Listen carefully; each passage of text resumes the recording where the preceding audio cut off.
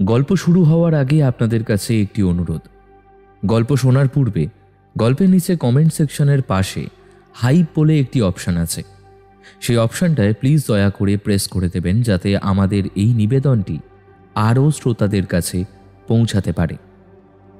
নমস্কার, আমার নাম সৌরভ রয়। কিংবদন্তি চ্যানেলে আপনাদের সকলকে স্বাগতম। কিংবদন্তি চ্যানেলে আজ আপনারা শুনতে চলেছেন মৌমিতা দের কলমে রক্তাক্ত ত্রিনয়ন রহস্য।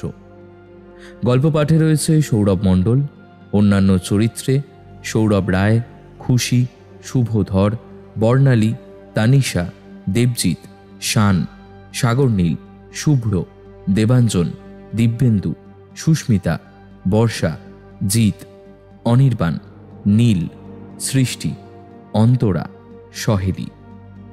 শব্দগ্রহণ ও আবহ সঙ্গীতে সঞ্চারী রক্ষিত ও সৌরভ রায়। প্রচ্ছদ অলঙ্করণে শ্রাবর্ণ। সমগ্র পরিচালনায় টিম কিংবদন্তি। তাহলে শুরু হতে চলেছে আজকের নিবেদন মৌমিতা দের কলমে রক্তাক্ত ত্রিনয়ন রহস্য। স্যার, স্যার ওকে বাঁচান। ও ছাড়া এই পৃথিবীতে আমার আর কেউ নেই। যত টাকা লাগে আমরা ঠিক জোগাড় করে আনবো, কিন্তু ওর যেন কোনো ক্ষতি না হয়। আমি চোখে কিছু দেখতে পাচ্ছি না কেন? সবকিছু অন্ধকার হয়ে আসছে কেন? আমি কিছু দেখতে পাচ্ছি না কেন? Doctor, nurse, please help, it's an emergency. আপনারা ওনাকে এদিকে নিয়ে আসুন, আমি যত শীঘ্র সম্ভব ডক্টরকে ডেকে দিচ্ছি।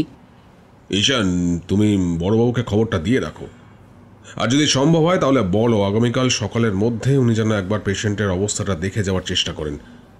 এত বিভৎস কেস 10-12 বছরে একবারই আসে। আপনারা দয়া করে এখানে দাঁড়িয়ে কান্নাকাটি করবেন না, বাকি পেশেন্টদের প্রবলেম হচ্ছে তো। আমাদের একটু সময় দিন।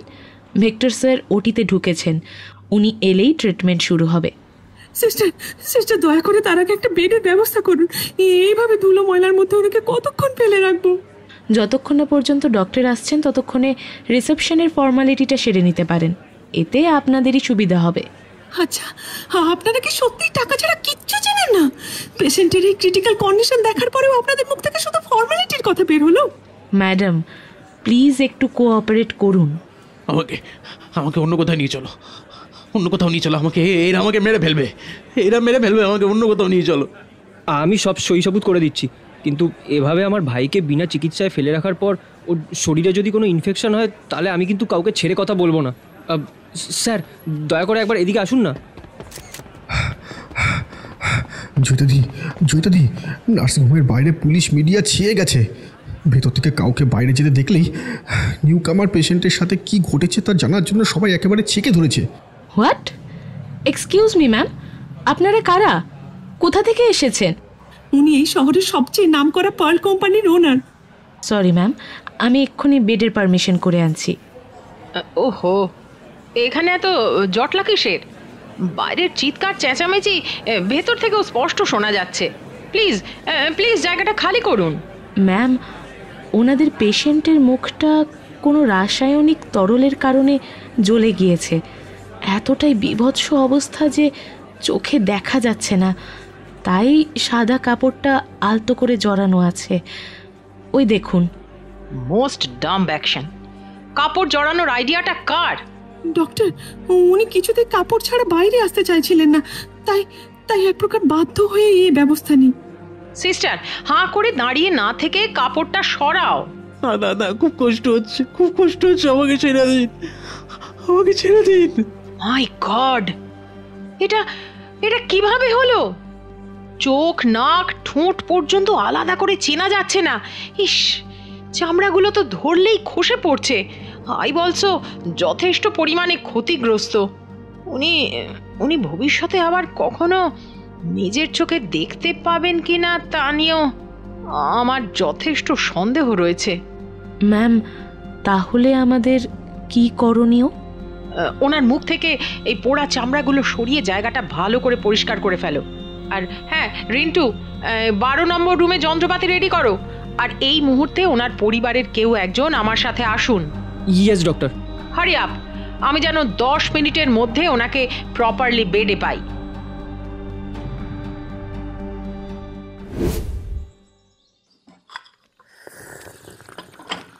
দিনটা ছিল শনিবার। আমি আর অনুভব সকালে চায়ের কাপে চুমুক দিতে দিতে খবরের কাগজ খুলে সবেমাত্র বসেছি, আর অমনি ফ্রন্ট পেজে বড় বড় হরফে লেখা একটা শিরোনাম পড়ে চোখ কপালে ওঠার জোগাড়। রাতের নির্জন কলকাতার বুকে পার্ল জুয়েলার্সের মালিক প্রিয়ম হালদারের একমাত্র ভাই ও একাধারে বিজনেস পার্টনার প্রলয় হালদারের ঝলসে যাওয়া দেহ তারই ফ্ল্যাট থেকে উদ্ধার করা হয়েছে। ঘটনাটির ভয়াবহতা কতখানি বাস্তবসম্মত তা ঠিক জানা নেই, তবে বর্তমান দুনিয়ার কিছু বিকৃত ও পৈশাচিক ভাবধারার মানুষকে সংবাদের দিকে আকৃষ্ট করার জন্য নানাভাবে বীভৎস ছবি ও বর্ণনা তুলে ধরা হয়েছে, যা দেখে যে কোনো সুস্থ মস্তিষ্কের মানুষের গা গুলিয়ে আসতে বাধ্য। কি হলো, উঠে পড়লি যে? পড়তে ইচ্ছে করছে না। অতিরঞ্জিত জায়গাগুলো দেখে বিরক্তি জন্মাচ্ছে, তাই তো? একটা মানুষ জখম হয়েছেন, অথচ গোটা প্যারাগ্রাফে কোথাও তার জন্য বিন্দুমাত্র সহানুভূতি দেখতে পেলাম না। উল্টে যে অপরাধী, সে যে কত রকমভাবে বুদ্ধি খাটিয়ে ওনার ক্ষতি করেছে, এটা নিয়ে যেন আসামির প্রশংসায় পঞ্চায়েত বসাতে চাইছে। It's unfortunate reality brother. আজকে আমার ফিরতে একটু লেট হবে। তোর পক্ষে সম্ভব হলে রান্নাটা করে রাখিস। কেন, কোথাও যাবি নাকি? না, এন্ডিংয়ের সময় তো, তাই অফিসের বেশ কয়েকটা চাপ রয়েছে, আর কাজও রয়েছে কিছু, সেরে আসবো একবারে। সুতরাং আমিও কিছুক্ষণ পর খাওয়া দাওয়া সেরে দরজা বন্ধ করে বেরিয়ে পড়লাম নিজ গন্তব্যের উদ্দেশ্যে। এরপর সারাদিন অফিসের কিছু ইমেল আর এডিটের কাজ সামলে যখন বাড়ির কাছাকাছি পৌঁছেছি, তখন সময় প্রায় 6:18। সামনে একটা পুলিশের ভ্যান দাঁড়িয়ে রয়েছে। খানিকটা ভয় আর সন্দেহ নিয়ে এগিয়ে আসতেই ওনারা আমাকে দেখে জিজ্ঞাসা করলেন, আপনি অনুভব সান্যাল? নো স্যার, ওর বন্ধু। মানে হৃদিত নামক অ্যাসিস্ট্যান্ট? হ্যাঁ, আপনি আমাদের চেনেন? শুধু চিনি বললে ভুল বলা হয়। আজ আপনাদের কাছ থেকে একটা সাহায্য চাইতেই এখানে ছুটে এসেছি। ও প্লিজ প্লিজ, ভেতরে আসুন। চাবি দিয়ে দরজার তালা খোলার পর চটপট বাথরুম থেকে চোখ মুখ ধুয়ে এসে ওনাদের দিকে দুটো খালি চেয়ার এগিয়ে দিতে ওনারা তাতে গা এলিয়ে দিয়ে বললেন, আপনার বন্ধু কি রোজ রাত করেই বাড়ি ফেরে? না, আজ অফিসের বিশেষ কাজে আটকে গিয়েছে। ও, তার মানে যাওয়ার সময় বলে বেরিয়েছিল। আপনারা চা খাবেন তো? হ্যাঁ, একটু কড়া হলে মন্দ হয় না। আমি রান্নাঘরে চায়ের জল চাপাতে যাব, এমন সময় সুযোগ বুঝে ওনারা যেন ঘরটা ঘুরে দেখতে শুরু করেন। আসছি। বাইরে একটা পুলিশ ভ্যান দাঁড়িয়ে থাকতে দেখলাম। পাড়ায় কারোর কিছু হয়েছে নাকি? আমি তর্জনী তুলে ভেতরের দিকে ইশারা করতেই অনুভব তৎক্ষণাৎ আর চোখে সবটা মেপে নেয়। নমস্কার স্যার, এতক্ষণ ধরে আপনাকে অপেক্ষা করানোর জন্য দুঃখিত। তা আমার ঠিকানায় আপনাদের পদধূলি পড়ার কারণটা জানতে পারি? আজকে সকালের খবরের কাগজটা নিশ্চয়ই পড়েছেন। বর্তমানে শুধু পার্ল জুয়েলার্সের মালিকের এই নির্মম পরিণতি হয়নি, বরং প্রায় 8 মাস ধরে আরও বেশ কিছু ব্যবসায়ীদের ওপরে রহস্যজনকভাবে আঘাত হানা হয়েছে। প্রত্যেকেই ডেড। প্রলয়বাবু হয়তো খুনির অসাবধানতার কারণে বেঁচে ফিরেছেন, কিন্তু কে বা কারা এরূপ কাজকর্ম করে চলেছে তার কোনো সূত্র খুঁজে পাওয়া যায়নি। অনুমান করা হচ্ছে সময়ের সাথে মৃতের সংখ্যা আরও বাড়বে। প্রত্যেকটি কেসে মার্ডারের কপালের মাঝ বরাবর জায়গাটা বেছে নিয়েছে, অর্থাৎ আমরা যেখানে ত্রিনয়ন কল্পনা করি। যারা খুন হয়েছেন তাদের বাড়ি অথবা ব্যাংক অ্যাকাউন্ট থেকে টাকা পয়সা, গয়না, মূল্যবান কোনো সম্পত্তি চুরি যাওয়ার নিদর্শন এসছে? না, এটাই তো সবচেয়ে আশ্চর্যের বিষয়। হতে পারে সবটা হাতিয়ে নেওয়ার পর মানুষগুলোকে নিঃশেষ করার চেষ্টা চলছে। সেক্ষেত্রে এটুকু সময় এত গোছানো কাজ করা সম্ভব নয়। আর প্রতিটি টার্গেটও বিত্তশালী ব্যক্তিত্বের মধ্যে পড়ে না। যে বা যারা খুন হয়েছে তাদের ব্যক্তিগত কোনো শত্রু ছিল কিনা জানার চেষ্টা করেছেন? সবাইকে তুলে এনে জিজ্ঞাসাবাদ পর্ব, সিসিটিভি ফুটেজ চেক করা, এমনকি ফোনের সমস্ত গতিবিধি ট্রেস করেও সন্দেহজনক কিছু পাওয়া যায়নি।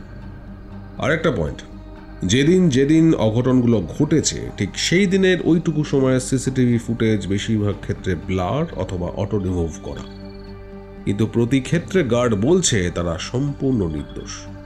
এমনকি এলাকার মানুষের কাছেও তারা এতটা বিশ্বাসযোগ্য যে বাকিদের মন্তব্য অন্য কেউ অসৎকর্ম করে গার্ডকে ফাঁসাতে চাইছে। বেশ, পরিস্থিতি সম্পর্কে জ্ঞাত হলাম। এবার আপনার ডিমান্ড একটু শুনি। টিকটিকি হয়ে পেছনে লেগে পড়ুন। গোয়েন্দারা তো শুনেছি সামাজিক মানুষ, তাহলে আমাদের পাশে থেকে সমাজের কিছু কাজে আসলে ক্ষতি কোথায়? এরূপ ভাষার সাথে আমি বা অনুভব কেউ সুপরিচিত নই। ফলত অনুভব দাঁতে দাঁত চাপতেই ওর কানের নিচের শিরা আর চোয়ালের পেশিগুলো ওঠানামা করতে শুরু করলো। এই কাজের জন্য আপনার কত লাগবে সেটা আগাম জানিয়ে দেবেন। সরি স্যার, এই কেসটা আমি নিতে পারবো না।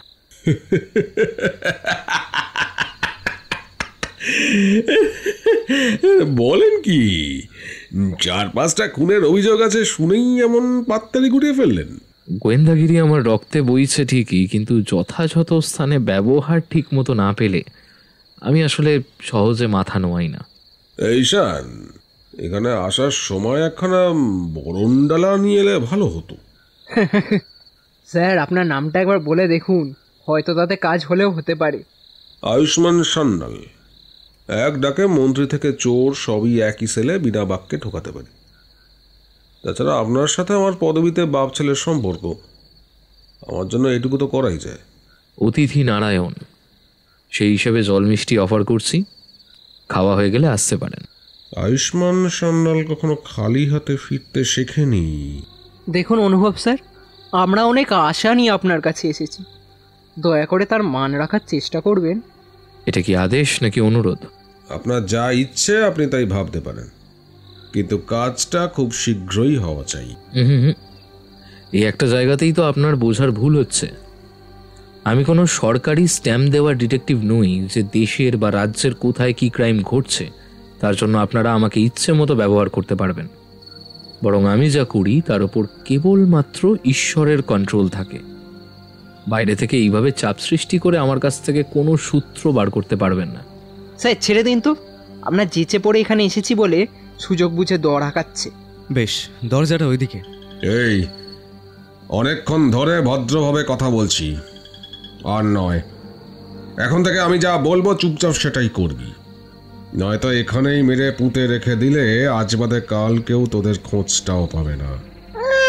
দুদিনের চ্যাংড়া, নাক টিপলে এখনো দুধ বেরোয়, আর এদিকে স্যারের সাথে চোখে চোখ রেখে আবার টেম্পার দেখাচ্ছে। থানায় নিয়ে গিয়ে এমন মেসেজ দেবো সব গরমি বেরিয়ে যাবে। দুটো সস্তার কেস সলভ করে একটু নাম ডাক হওয়ায় ধরাকে একবারে স্বরাজ্ঞান করছিস নাকি? আমরা যখন এতটাই মূল্যহীন, তাহলে নিজেরা খুনগুলোর কুল কিনারা খুঁজে বের করতে পারলেন না কেন? সেই কৈফিয়ত কি এখন তোকে দেবো?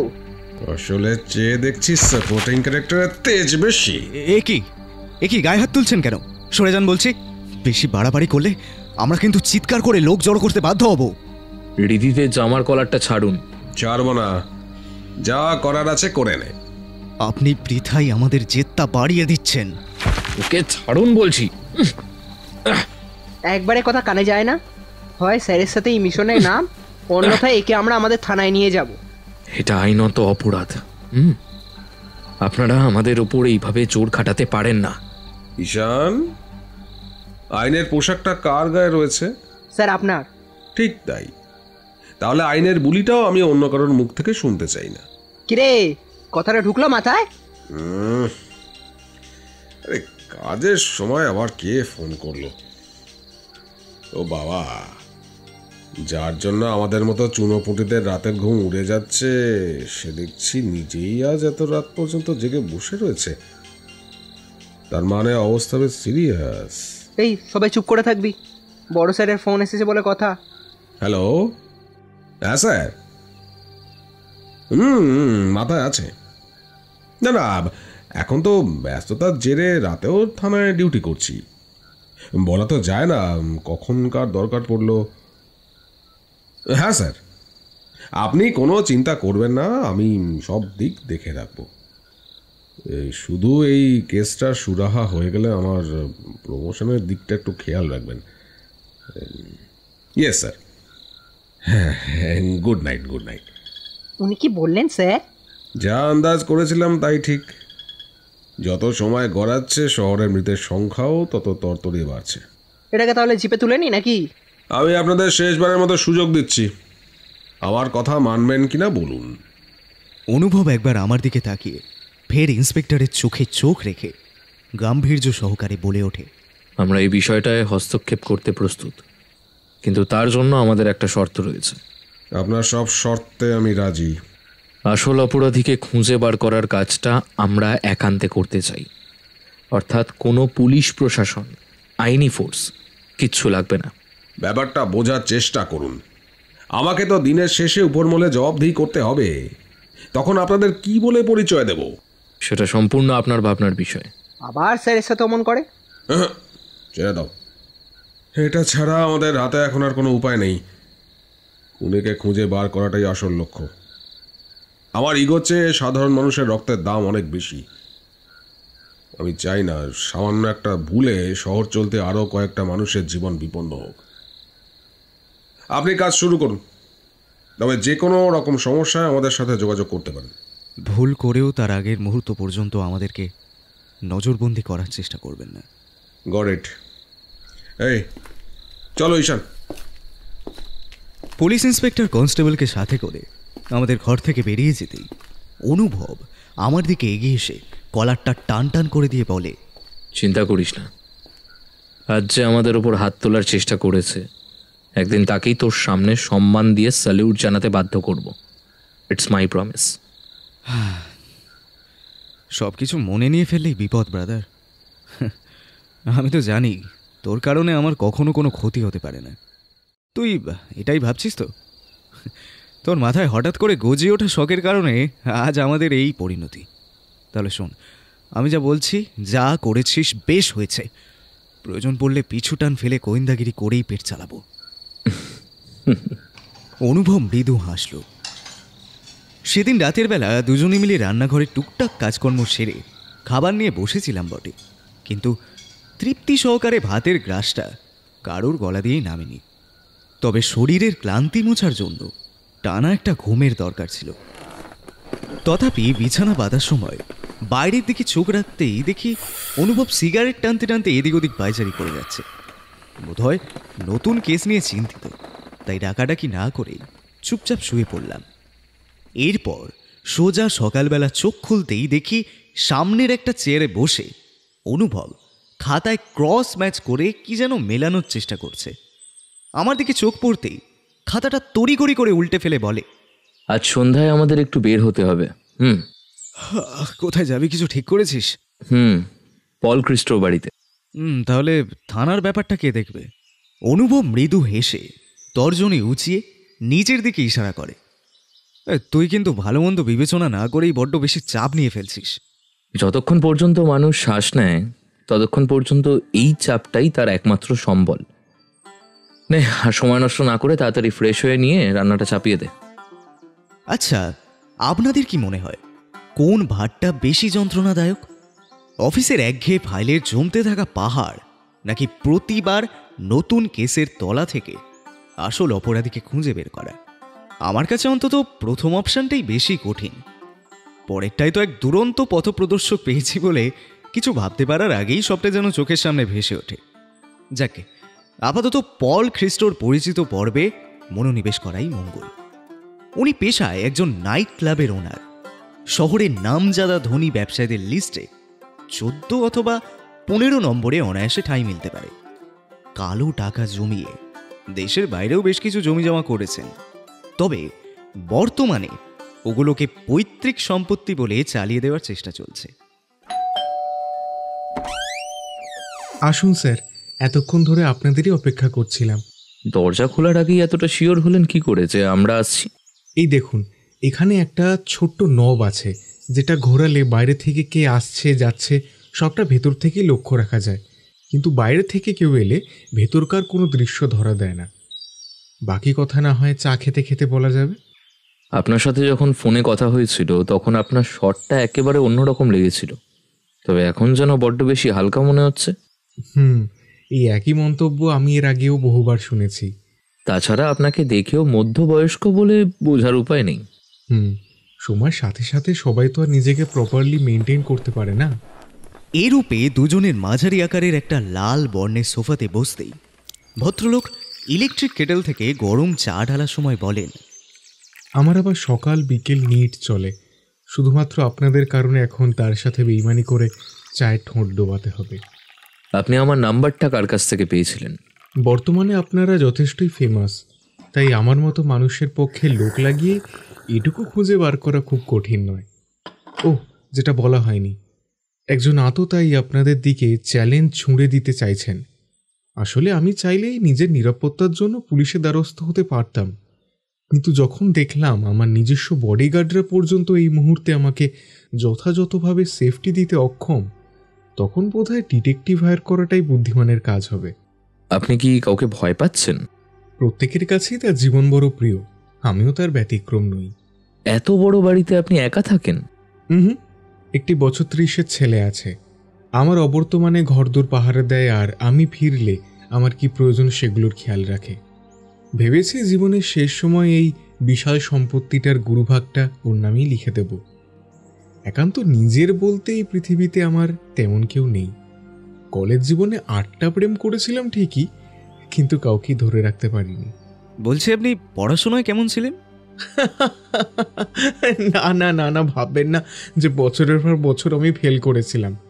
আসলে আমার একই জিনিস 5-6 মাসের বেশি আবার পোষায় না।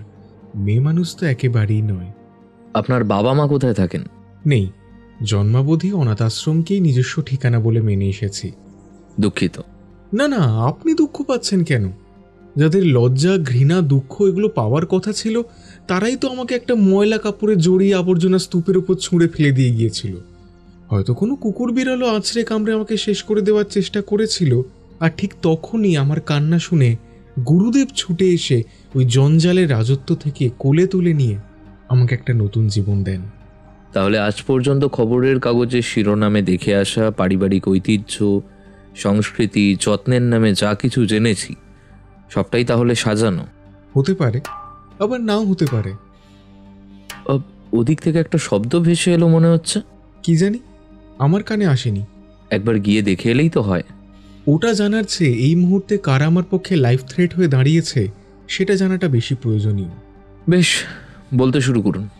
Number 1, Pluto D'Souza. নাম্বার 2, সুপর্ব রায়। নাম্বার 3, ওসমান। এদের প্রত্যেকের সাথেই আমার আলাদা একটা বন্ডিং রয়েছে। সুপর্ব আমার সবচেয়ে প্রিয় কাস্টমার। মাসের মধ্যে প্রায় 18 দিনই ক্লাবের বুকিং আসে ওর তরফ থেকে। Pluto is my imported wine dealer. Osman মূলত হিসেবে কারচুপির কাজ করে, কিন্তু ওই যে সবচেয়ে কাছের মানুষই একটা সময় সবচেয়ে বেশি বিপজ্জনক হয়ে ধরা দেয়। আপনাকে খুঁজে বার করতে হবে এদের মধ্যে থেকে কে আমার লাস্ট শিকারটা ছিনিয়ে নিয়ে গিয়েছে। বছর 21-22-এর একটা মেয়েকে আমি করকরে 75,000 টাকা দিয়ে কিনেছিলাম, কিন্তু ওটাকে দিয়ে নাইট ক্লাবের ব্যবসা রমরমা করে তোলার আগেই ও রক্তাক্ত দেহটা আমার অন্য একটা ফ্ল্যাটের মেঝেতে কুড়িয়ে পাই। এসব আপনি কি বলছেন? খবরটা আদেও থানায় জানিয়েছেন? পাগল নাকি? এ কথা বাইরে বের হলে আমার নামে স্ক্যান্ডেল পড়ে যাবে। বডিটা কোনো মতে ন্যাপথলিন, পারফিউম আর বরফ দিয়ে পচে যাওয়ার হাত থেকে বাঁচিয়ে রেখেছি। সুযোগ এলে গাড়ি করে কোনো একটা খোলা ময়দানে গিয়ে গেঁড়ে দেব। তাহলে এই কেসটা আমি নিতে পারবো না, সরি। একবার যখন এখানে এসে পড়েছেন তখন আর দ্বিমত করে ফিরে যাওয়ার পথ নেই। আমাকে কি আপনি জোর করতে চাইছেন? জোর মনে করলে তাই, থ্রেট মনে করলে threat. Oh, have some apple. এই বলে ভদ্রলোক সামনের টেবিল থেকে একটা ফ্রুট নাইফ তুলে অনুভবের গলার কাছটা এনে ধরেন। এটা দিয়ে মানুষ খুন করা যায় না, কিন্তু যে অজ্ঞ তাকে ভয় দেখানো যায়। আপনি হলে কোনটা বেছে নেবেন? ডাইরেক্ট মৃত্যু, নাকি ভয় পেয়ে আসল কাজটা করে বেরিয়ে যাওয়া? মেয়েটা আপনার কি ক্ষতি করেছিল? ওকে এইভাবে মারলেনটা কেন? আমি সত্যি ওর মৃত্যুটা মেনে নিতে পারিনি, আর ওর মতো ইনোসেন্ট একটা পার্সনের যদি এই হাল হয়, তবে খুনির পরের টার্গেটটা যে আমিই হব এতে কোনো সন্দেহ নেই। আপনি মিথ্যে কথা বলছেন। বেশ, এখানে কিছুক্ষণ অপেক্ষা করুন, সত্যিটা নিজে থেকে আপনার সামনে চলে আসবে। এ কি, আপনি কোথায় যাচ্ছেন? ওই যে বললাম, প্রমাণটা আপনাদের সামনে নিয়ে আসছি। এর মধ্যে ভয় আমার হাত পা সিটিয়ে যাওয়ার জোগাড়। মাথাটাও কেমন যেন ভারী হয়ে আসছে। অনেকক্ষণ ধরে বহু চেষ্টা করে টয়লেট চেপে এখানে বসে রয়েছি, আর বোধহয় সেটা পসিবল নয়। অনুভব সেই অবস্থা বুঝতে পেরে খুব দ্রুত আমাকে বাথরুম খুঁজে নেওয়ার নির্দেশ দেয়। কিন্তু এত বড় ঘরের কোন দিকে কি রয়েছে তা বোঝা মুশকিল। প্রথমেই দুবার দরজা ভেবে খোলার চেষ্টা করে দেখলাম ওটা দেওয়ালের ডিজাইন, চোখকে ফাঁকি দেওয়ার জন্য এভাবে ইন্টেরিয়র করা হয়েছে। তবে আমরা যেই ঘরে বসে কথোপকথন এগিয়েছি তার পশ্চিম কোণ দিয়ে একটা সরু গলির মতো পথ আছে, সেটা ধরে এগিয়ে গেলেই ডান দিকে বিশালাকার বাথরুম পড়বে। বাবা, বড় লোকেদের যে অদ্ভুত শখ তা আমি বুঝে উঠতে পারি না। ধুর বাবা, বেসিন আর কল ছাড়া তো কিছুই চোখে পড়ছে না, আর তার উপর এই নিভন্ত আলো এইসব কিছু কেমন ঝাপসা ঠেকছে। আরে ওটা মনে হয় সুইচ বোর্ড। এই ভেবে একটা সুইচ অন করতে বাথরুমের একটা কোণ আলোকিত হয়ে ওঠে, আর সেই সাথে দেখতে পাই কোমোডের দরজাটা খোলা। এখানে কি কেউ আছেন? বলে এখানে কি কেউ আছেন? টপ টপ করে জলের শব্দ হচ্ছে, কিন্তু কোনো মানুষের সারা শব্দ পাইনি। তাই কৌতূহল বশত ওদিকে এগিয়ে গিয়ে উঁকি মারি। বাঁচাও বাঁচাও, কোথায় গিয়ে আছো? কোথায় গিয়ে আছো? বাঁচাও বাঁচাও বাঁচাও। কোমোডের ওপর অর্ধ উলঙ্গ হয়ে বসে রয়েছে একজন বছর 50-এর ধপধপে ফর্সা গাত্রবর্ণের ভদ্রলোক। তার কপাল থেকে ঝরে পড়ছে রক্তের ঝর্ণা। উপরিউক্ত স্যুট টাই সেই রক্তে সম্পূর্ণ সিক্ত হয়ে উঠেছে। পোশাকবিহীন থাই, কোমোডের চল, হাঁটু সব রেঙে উঠেছে সেই রক্তিম খেলায়। চোখ দুটো বিস্ফারিত, যেন শেষ সময়ে এমন পরিস্থিতি উপস্থিত হবে সেটা কল্পনাও করতে পারেননি। না, এরপর আর কিচ্ছু সহ্য করার ক্ষমতা আমার ছিল না। ততক্ষণে মাথা কাজ করা বন্ধ করে দিয়েছে, তাই যতটা সম্ভব ঝুঁকে পড়ে বডিটার শ্বাস পড়ছে কিনা সেটা দেখার চেষ্টা করি, কিন্তু তাতেও কোনো রেসপন্স পাইনি। অনুভব, অনুভব, আমরা দুজনে ভেসে গিয়েছি। আমার কান ফাটা চিৎকার বসার ঘর পর্যন্ত পৌঁছাতেই অনুভব এদিকে ছুটে আসে। কি হলো? এমন করে চিৎকার করছিস কেন? আমি কাঁপতে কাঁপতে উঠে দাঁড়িয়ে দরজা খুলে দিয়ে মেঝেতে পড়ে থাকা বডিটার দিকে ইশারা করে অনুভবকে ভেতরে আসতে বলি। অনুভব প্রথমটা কিছু আন্দাজ করতে না পারলেও রক্তের ধারা চোখে পড়তেই ওর মুখ পূর্বের তুলনায় বেশ থমথমে হয়ে আসে। বডিতে টাচ করেছিস? হ্যাঁ, না মানে আমি আমি জাস্ট দরজাটা খুলে এদিকেই এসেছিলাম, আর অমনি। কি পাগলের মতো আলবাল বকছিস? যা বলবি স্পষ্ট করে বল। মনে হয় ছুঁইনি। ঠিক আছে, ওখান থেকে বেরিয়ে। অনুভব, আমরা কি খুনের দায় জেল খাটবো নাকি? এক্ষুনি বলতে পারছি না, আগে পুলিশে খবর দিতে হবে। থানায় ফোন করার 10 মিনিটের মধ্যেই ওনারা ফুল ফোর্স নিয়ে পল খ্রিস্টোর বাড়িতে এসে উপস্থিত হলেন। সমস্ত অ্যাঙ্গেল থেকে ছবি তুলে নাও, আর আশেপাশে কিছু পেলে সেগুলো ফরেন্সিকে পাঠাবার ব্যবস্থা করো। মার্ক যেন খুব ক্লিয়ার থাকে। আপনি আমাকে ফোন করেছিলেন তো? Yes sir.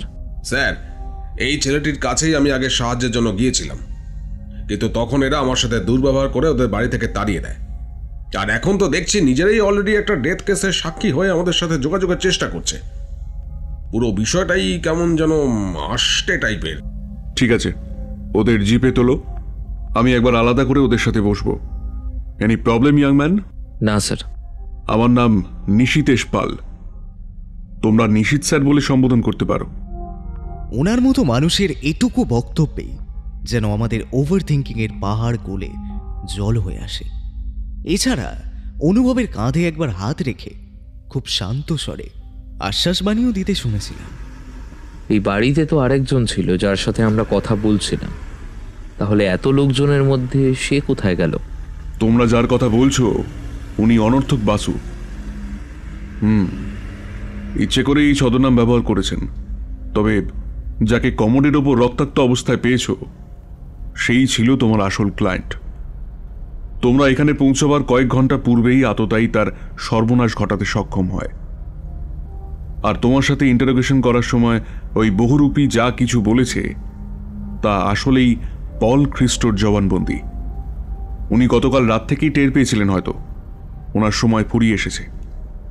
কিন্তু এই কথাটা ফোন করে জানানো নিরাপদ ছিল না, তাই অনর্থককে একটা নতুন পরিকল্পনায় সামিল করে পৃথিবী থেকে বিদায় নিলেন। আমি বডিটা সবার আগে দেখেছিলাম।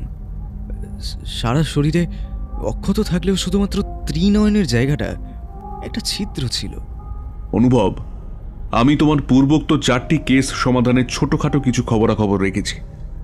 এমন গভীর ছিদ্র কিসের দ্বারা করা সম্ভব তা নিয়ে তোমার কোনো আইডিয়া আছে? তার জন্য আমাকে বডিটা ভালো করে অবজার্ভ করতে হবে।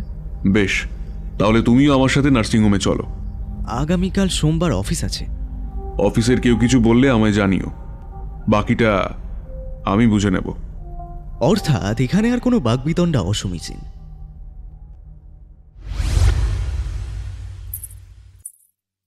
নেনি, এই দেখো, পাপা আমায় কি সুন্দর একজোড়া নূপুর এনে দিয়েছে। Very nice.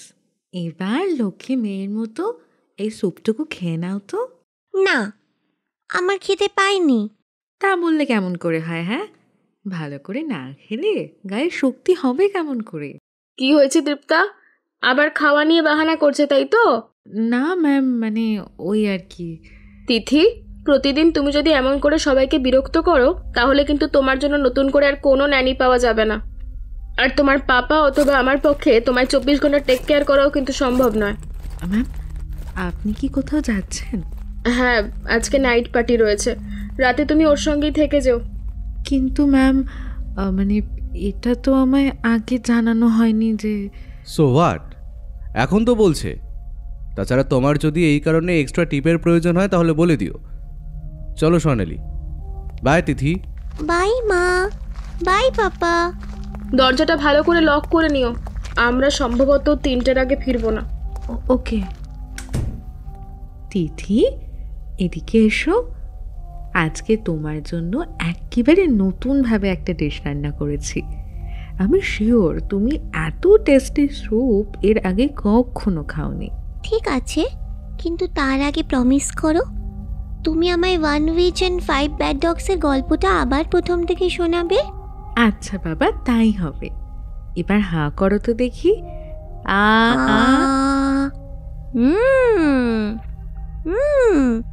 দারুণ হয়েছে। তাহলে এবার বাকিটা চটপট নিজের হাতে খেয়ে ফেলো, আমার অনেক কাজ পড়ে আছে। তাহলে আমার গল্পের কি হবে? ওটা রাতে ঘুমানোর সময় শুনিয়ে দেব। খেয়ে নাও কিন্তু। এই কে আছিস? অনর্থক নামের ছেলেটাকে এখানে ডেকে পাঠা। আপনারা সবকিছু আগে থেকে জানতেন, তাহলে আমাদের অ্যালার্ট করেননি কেন? আমি যদি খবরটা আগাম পেতাম তাহলে হয়তো লোকটাকে প্রাণে বাঁচাতে পারতাম। কিন্তু আমি তো তাকে বাঁচাতে চাইনি। উনি না মরলে সম্পত্তির গুরুভাগ আমার হাতে আসবে কেমন করে? তাছাড়া যে মানুষটা জীবৎকালে আরও 3 জন নিরাপরাধ মানুষের রক্তে হাত রাঙায়, তার এই সুন্দর পৃথিবীতে এত লেভিস লাইফ লিড করার পারমিশন থাকে না। তোমার এক্সপিরিয়েন্সটা ওদের সাথে শেয়ার করো। পৌষের রাত, কলকাতার অলিগলি প্রায় আলো আধারি পরিবেশ মাখা। এমন সময় কাছেই হঠাৎ করে একটা ফায়ারিং হলো। চিপচিপে গরনে সুশ্রী একটা মেয়ে নিজের ইজ্জত রক্ষার্থে পাগলের মতো হন্যে হয়ে ছুটে চলেছে, আর ওকে ধরার জন্য কমপক্ষে 10 জনের একটা টিম মরিয়া। ভাগ্যক্রমে সেদিন ওর সাথে আমার গাড়ির ধাক্কা লাগে, আর ওই 10টা নরপশুর সাথে লড়াই করে বিজয়ী হিসেবে ওকে লাভ করি। কিন্তু এই খবরটা পল খ্রিস্টোর কানে পৌঁছাতেই উনি মেয়েটাকে নিজের হাতের মুঠোয় পাওয়ার জন্য আমায় বিভিন্ন রকমের অফার দিতে থাকেন। এরপর একটা সময় আমি বুঝতে পারি ওনার ফাঁদে পা না দিলে আদপে মেয়েটার বিপদ আরও বাড়বে। তাই বাধ্য হয়ে অন্য একটা লোককে ভাড়া করে শেখানো হয় মেয়েটাকে উনি অনেক দূরের একটা পরিবার থেকে তুলে এনেছিলেন, তাই মোটা টাকা না পেলে সহজে হাতছাড়া করবেন না। ঈশ্বরের নামে দিব্যি কেটে বলছি, ওই সমস্ত টাকা আমি ওর হাতেই সঁপে দিয়েছিলাম। নিজের জন্য কিচ্ছু রাখতে পারিনি, শুধু ভিক্ষা চেয়েছিলাম মেয়েটার উপর যেন কোনো শারীরিক নির্যাতন না করা হয়। কিন্তু নিজের প্রতিজ্ঞা ধরে রাখতে পারলাম না। স্যার জানালেন পল খ্রিস্টো যে মারা যাবে এটা নাকি উনি আপনাকে বলে গিয়েছিলেন? হ্যাঁ, এই কাগজটা পড়ে দেখুন। এম কামিং, শুধু এইটুকুই লেখা আছে। আর এই লেখা পাওয়ার পরেই স্যারের অপর এক বন্ধু অতীতে মৃত্যুর কোলে ঢলে পড়েছিলেন।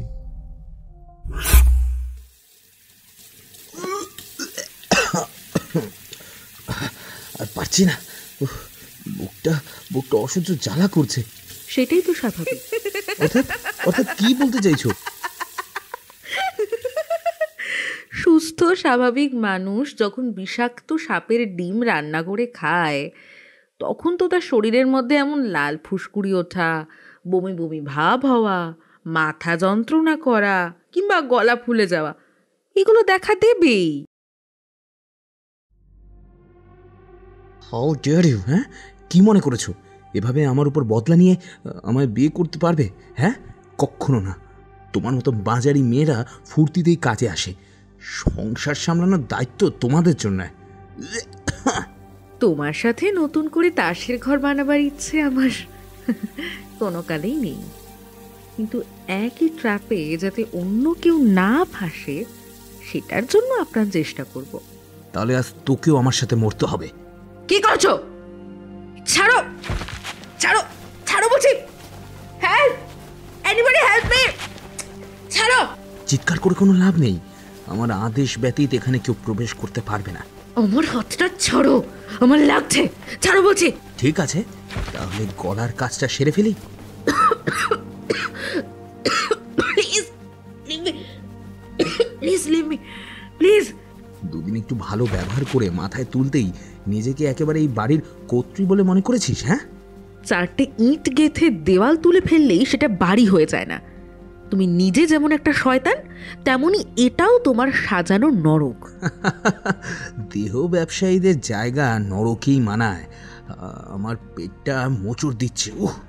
বাই বাই মৃগাঙ্ক, আমাদের আর কখনো দেখা হবে না। Good bye.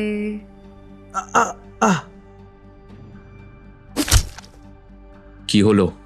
এতক্ষণ ধরে কি ভাবছেন? পলখ্রিস্টোর বন্ধু মৃগাঙ্কবাবু অ্যানাফিল্যাক্সিস রোগে মারা গিয়েছিলেন। রিপোর্টে ধরা পড়ে ওনাকে নাকি দীর্ঘদিন যাবৎ বিষাক্ত সাপের ডিম রান্না করে খাওয়ানো হতো।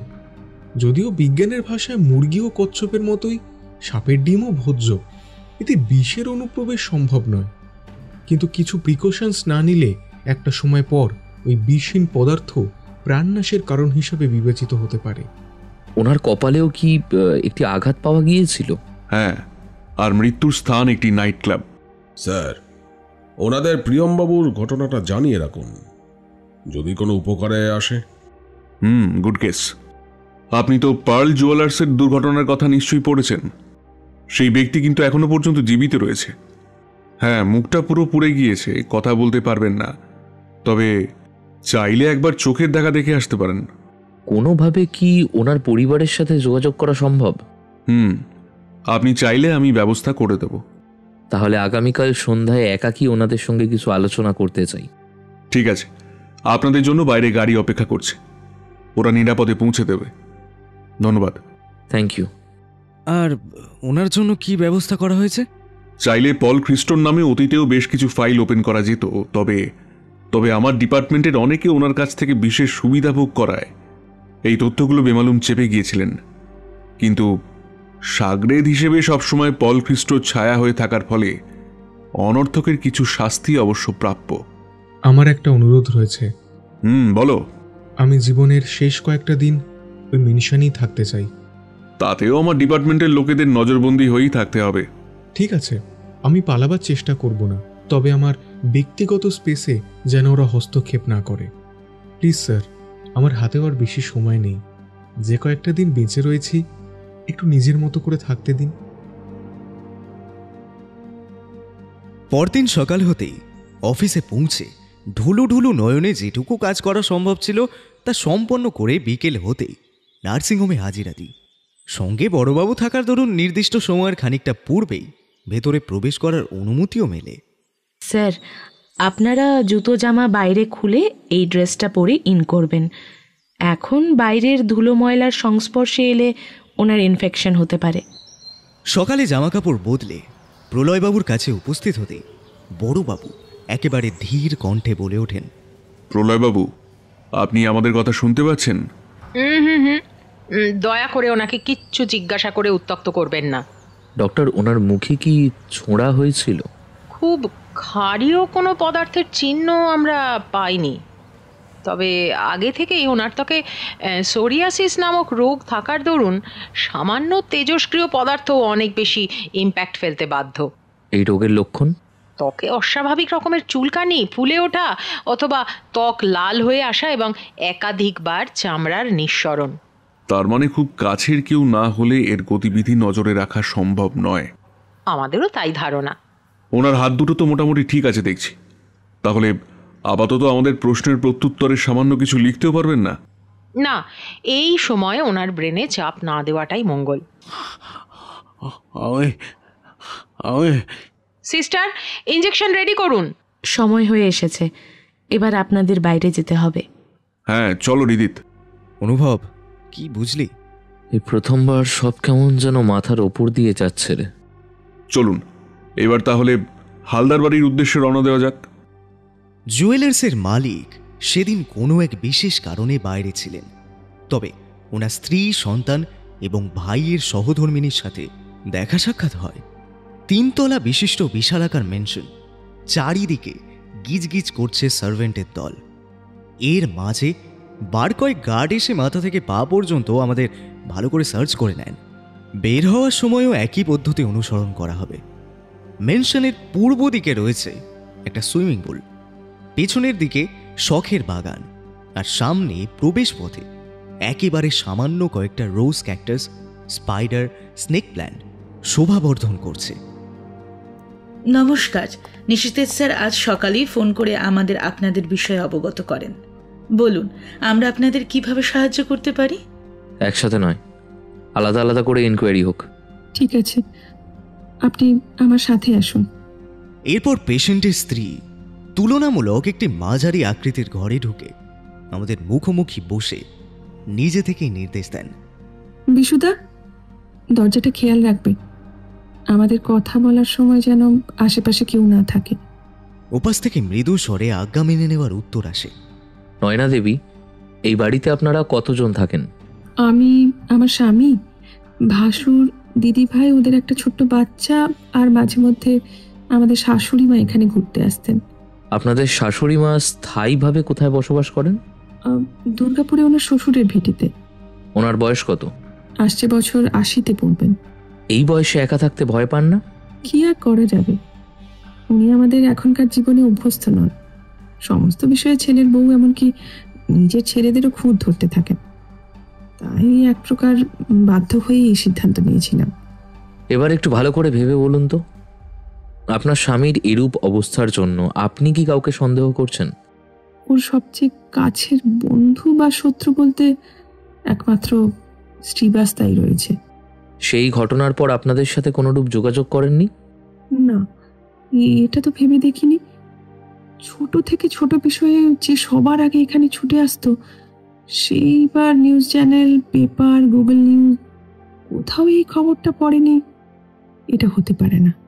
অ্যাক্সিডেন্ট হওয়ার আগের মুহূর্তে ওনার সাথে কোনো রকম বাকবিতণ্ডা হয়েছিল? আগে না, আমরা তো 1 সপ্তাহের জন্য নিউজিল্যান্ড গিয়েছিলাম, তারপর ফিরে আসতে এই দুর্ঘটনা। আপনার স্বামীর কোনো মহিলা অ্যাসিস্ট্যান্ট, ম্যানেজার বা এমন কোনো ক্লোজ ওয়ান কেউ রয়েছে? না, উনি ওনার বৈবাহিক সম্পর্কের প্রতি খুব লয়াল। আপনাদের ম্যারেজ লাইফ কত বছরের? 5.5 বছর। মিঠু দেবীর সঙ্গে আপনার সম্পর্ক কেমন? মন্দ নয়। অর্থাৎ খুব বেশি ভালো নয়, তাই তো? তাহলে আমাদের পরবর্তী ডেস্টিনেশনটা কোথায়? আপনি বলে দিন ম্যাডাম। আগেই বলে দিচ্ছি, প্ল্যানে পাহাড় না থাকলে আমি কিন্তু সেটা থেকে আউট। কিন্তু লাস্ট আউটিংটাও তো তোমার পছন্দেই করা হয়েছিল। সেটা জেনির ম্যাজিক। আমি যা বলি সকলে সেটাই মন্ত্রমুগ্ধের মতো মানতে বাধ্য হয়। ওহ প্লিজ, সংসার আর বাচ্চা সামলে সবাই নিজেকে আমার মতো পারফেক্টভাবে ধরে রাখতে পারে না। কিন্তু প্রিয়মের সাথে সেটেল হওয়ার ইচ্ছেটাও একান্তই তোমার ছিল। হ্যাঁ জানি তো, ভুল করেছিলাম। আবেগের বশে মানুষ এমন অনেক ভুলই করে, কিন্তু জ্ঞান হওয়ার পর সেটা শুধরে নিলে আর দোষ থাকে না। তাহলে বাচ্চাটাকে এই কয়েকদিনের জন্য কার কাছে রেখে যাবে কিছু ভেবেছো? আমার বাড়িতেই তো এডুকেটেড আয়া আছে। ওহো, I know. She is Naina, right? Oh right, একটা বাচ্চার জন্য কেউ যে এতটা মেলোড্রামাটিক হতে পারে সেটা বোধহয় আমি ওকে না দেখলে টেরই পেতাম না। তাহলে পুরোপুরিভাবে বাচ্চাটাকে ওকে দিয়ে দিচ্ছ না কেন? পাগল নাকি? একটা সময়ের পর প্রিয়মের হাত থেকে পুরো ব্যবসাটা ছিনিয়ে আনার জন্য ওই আমার হাতিয়ার হবে। হালদার পরিবারের একমাত্র বংশধর বলে কথা যে। চেষ্টা করে দেখো যদি কিছু করা যায়।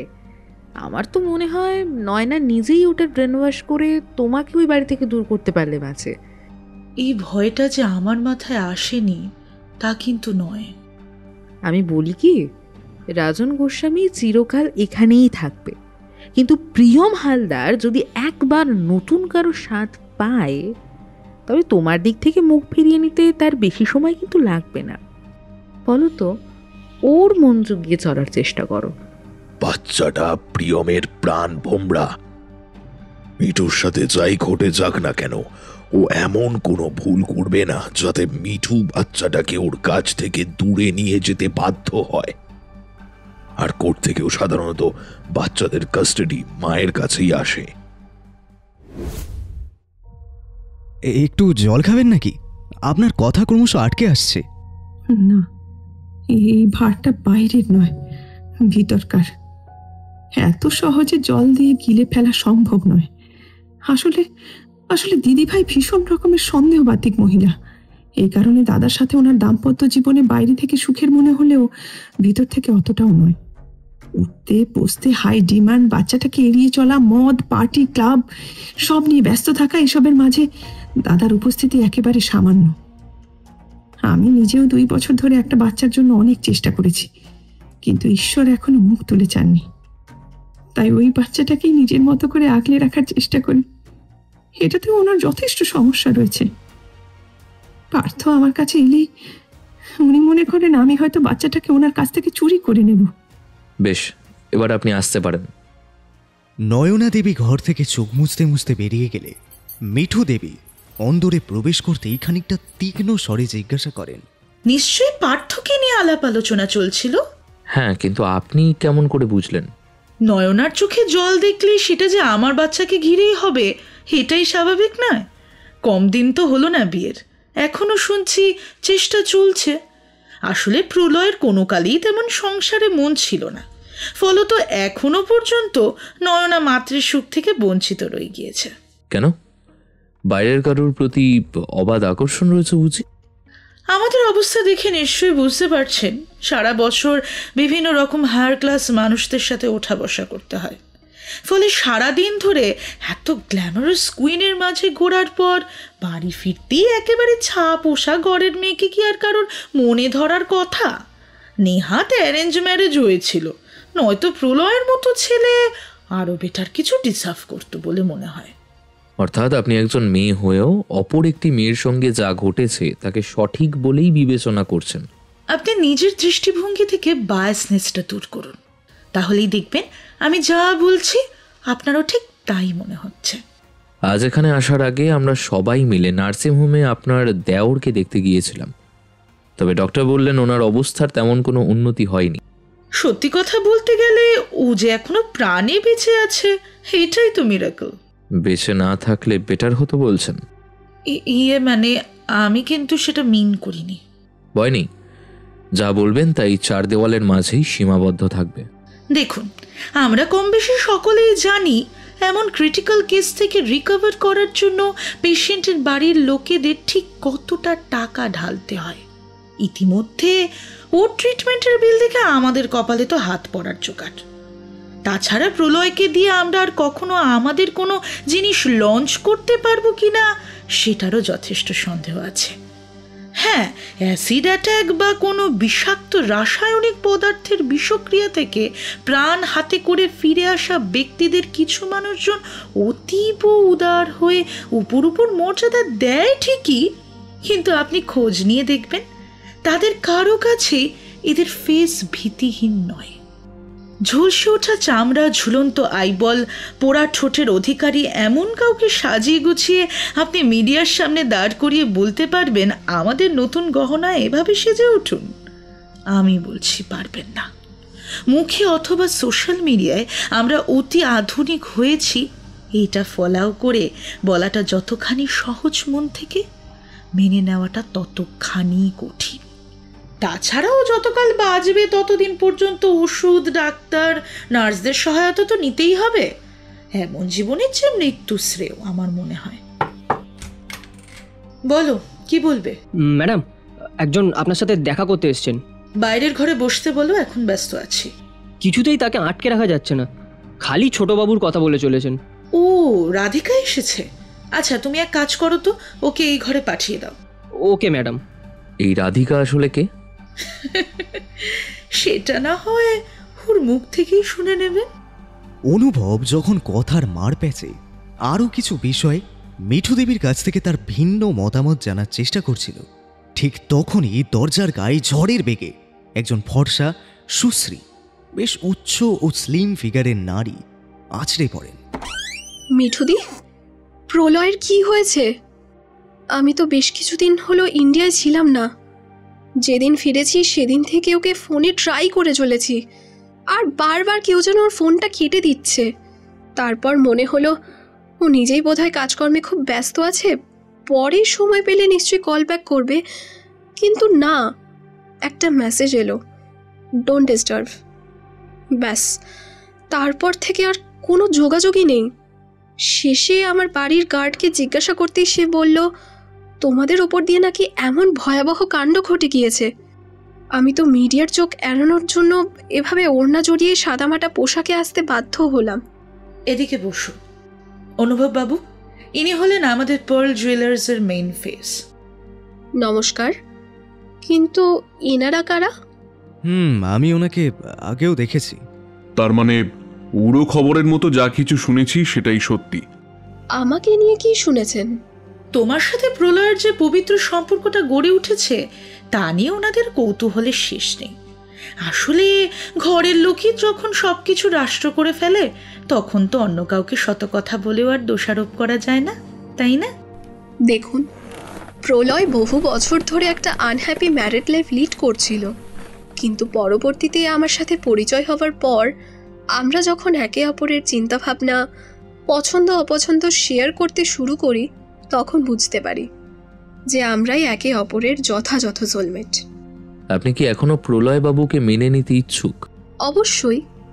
দুর্ঘটনা যে কারোর সাথে ঘটতে পারে, তার জন্য তো আর ভালোবাসার মানুষটাকে রাতারাতি বদলে ফেলা যায় না। সেই ভালোবাসার মানুষটা যে অন্য কারো স্বামী, ওনার নামে অন্য কেউ সিঁদুর পড়েন, এগুলো সহ্য করে এই বাড়িতে থাকতে পারবেন তো? রাবিশ। শুধুমাত্র সিঁদুর পরে সাজগোজ করে বাড়িতে বসে থেকে কি লাভ বলুন তো? আপনি নিশ্চিত যে প্রলয় বাবু কখনো আপনাকে ধোকা দেবেন না? 200% নিশ্চিত। চাইলে সাদা কাগজে লিখে দিতে পারি। ঠিক আছে, এবার আমি পার্থর সাথে দু একটা কথা বলে ফিরে যাব, কেমন? না, ও এখনো এসবের জন্য অনেক ছোট। আমি চাই না খুন, জখম, রক্ত এসব বিষয়ের চাপ ওর উপর পড়ুক। আমি থাকতে কেউ ওটুকু বাচ্চাকে এই ধরনের কিচ্ছু জিজ্ঞাসা করবে না, আপনি নিশ্চিন্তে থাকুন। থাক না, ওনারা যখন এত করে বলছেন তখন ডেকেই দাও। বিশুদা, পার্থকে নিয়ে এসো তো। বেশ কিছুক্ষণ অপেক্ষা করার পর হাফ প্যান্ট ও গেঞ্জি পরিহিত গোলগাল মুখশ্রীর একটা বাচ্চা আমাদের সামনে পা গুটিয়ে বসল। তোমার নাম কি? বারে, তুমি আমাদের বাড়িতে এসেছো, অথচ আমাদের বাড়ির কার নাম কি সেটাই জানো না? এই রে, ভারী ভুল হয়ে গেছে। আমি পার্থ, আর তুমি? আমার নাম অনুভব। এই আঙ্কেলটা রীতি, তার উনি পুলিশ আঙ্কেল। তোমার নামের ইংরেজি তো ফিলিংস, আমি পড়েছি, কিন্তু এটা এটা একদম ভালো জিনিস নয়। স্ট্রেঞ্জার বলেছে। Who is your stranger? জানি না, তবে স্কুল ভ্যানে ওঠার সময় একটা বিগ ফ্রেন্ড মুখে মাস্ক পরে আমাদের সাথে দেখা করতে আসে। কয়েকটা গেম খেলার পরে চকলেট ক্যান্ডিও দিত, কিন্তু তারপরে সেসব খেয়ে আমার একটু জিভে জ্বালা হতো বলে সে ফ্রেন্ড আমার সাথে দেখা করতে আসা বন্ধ করে দিয়েছে। জিভে জ্বালা করতো? এদিকে তাকিয়ে একবার হাঁ করে তো দেখি। সর্বনাশ স্যার, এই দেখুন, জিভের ছাল চামড়া সব একেবারে উঠে গিয়েছে। দাঁতের আশেপাশেও কালো পরত দেখা যাচ্ছে। বাবু, তুমি এই কথাগুলো বাড়ির কাউকে জানাওনি? না, সবাই তো বিজি। আমি হোমওয়ার্ক ছাড়া কিছু বললেই খুব বকে। ঠিক আছে, আজকের পর আর কেউ তোমায় বকবে না, আমরা বলে দিয়ে যাব। ওকে দেন, তোমরা গুড আঙ্কেল। তোমার ফ্রেন্ডের সাথে তুমি কেমন খেলা খেলতে? তাও আমায় অনেক প্রশ্ন করত, তার মধ্যে থেকে আমি যে কটা পারতাম সেই কয়েকটাই জন্য লজেন্স দিত। প্রশ্নগুলো কেমন ধরনের? বুঝিনি। আচ্ছা, সে কি তোমায় পড়ার বই থেকে কিছু জিজ্ঞেস করতো? না, বলতো আমি কোথায় থাকি, আমার বাবাকে, মা কি করে, কোথায় যায়।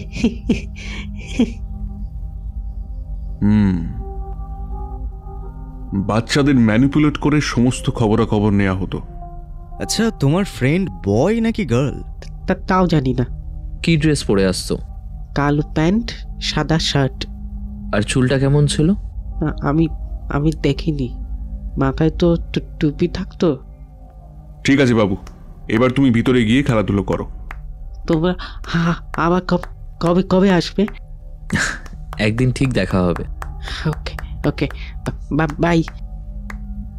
বাচ্চাটাকে এখানে বেশি দিন ফেলে রাখা ঠিক হবে না। ওনাদের হাবভাব থেকে মনে হচ্ছে টাকা পয়সা আর ব্যবসাটাই সব। মাঝখান থেকে ও বেচারা কোনো সঙ্গী সাথী না পেয়ে গুমড়ে মরছে। তেমন হলে আমরা এনাদের সাথে আলোচনা করে বোর্ডিংয়ের প্রস্তাব দিতে পারি। দ্বিমত হওয়ার কোনো কারণ নেই। এরপর হালদার পরিবারের সকলকে ডেকে নিশ্চিত স্যার পার্থর জিভের শোচনীয় অবস্থার কথা জানালে নয়না দেবীর দু নয়ন বেয়ে সত্যি মাতৃত্বের স্নেহ বইতে থাকে। অন্যদিকে মিঠু দেবীর চোখে মুখে যেন অজানা আতঙ্ক ফুটে ওঠে। সেদিন মাঝরাতে প্রলয়বাবুর কন্ডিশন আরও বেশি ডিটোরিয়েট করার ফলে ওনাকে অন্য আরেকটি নার্সিংহোমে ট্রান্সফার করা হয়, কিন্তু দুর্ভাগ্যবশত ওনাকে আর বাঁচানো সম্ভব হয়নি। না, আমি ওকে ছেড়ে কোথাও যাব না। ছেড়ে দাও আমাকে, ছেড়ে দাও। না, ও ছাড়া আমার যা কেউ নেই। মিঠুদি, আমার সব কিছু শুরু হওয়ার আগেই এভাবে শেষ হয়ে গেল। শ্রাদ্ধ শান্তি, গীতা পাঠ, বড় বড় নিউজ হেডলাইন, এইসবের মধ্যে দিয়ে কখন যে 18-20 দিন অনায়াসে কেটে গিয়েছে তার খেয়াল নেই। তবে এক বুধবারে অনুভবের ফোনে ইনকামিং কলের শব্দে ঘুম ভাঙতেই চোখ ডলে দেখি সময় তখন ভোর 4:30। স্ক্রিনে ভেসে উঠেছে আননোন নাম্বার। সম্ভবত পল খ্রিস্টোর কেসটা নিয়েই নতুন কেউ ফোন করেছে। বাস থেকে ঘুমজড়িত ভঙ্গিতে অনুভবকে ধাক্কা দিয়ে বলি, এই তাড়াতাড়ি ওঠ, ফোনটা ধর। এখন আবার কার দরকার পড়লো? সেটা ফোন রিসিভ না করলে বুঝবি কেমন করে? তোর ঘুমের আমেজটাই নষ্ট হয়ে গেল। তুই কি কলটা পিক আপ করবি নাকি আমি মোবাইলটা ছুঁড়ে ফেলে দেবো? ধরছি। হ্যালো, হ্যাঁ, কে বলছেন? হোয়াট? না, আমি শুনছি, বলতে থাকুন।